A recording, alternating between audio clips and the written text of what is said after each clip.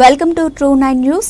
అరకు నియోజకవర్గం శాసనసభ్యులు రేగం మత్స్యలింగం అరకు నియోజకవర్గంలో వైఎస్ఆర్ కాంగ్రెస్ పార్టీ మరింత బలోపేతం కోసం సమిష్టిగా కృషి చేద్దామని పార్టీ శ్రేణులకు పిలుపునిచ్చిన అరకులోయ నియోజకవర్గం శాసనసభ్యులు రేగం మత్స్యలింగం ఈరోజు అరకులోయ మండలం వైఎస్ఆర్ కాంగ్రెస్ పార్టీ శ్రేణులతో అరకు ఎమ్మెల్యే నివాస క్యాంపు కార్యాలయంలో అత్యవసర సమావేశం నిర్వహించారు.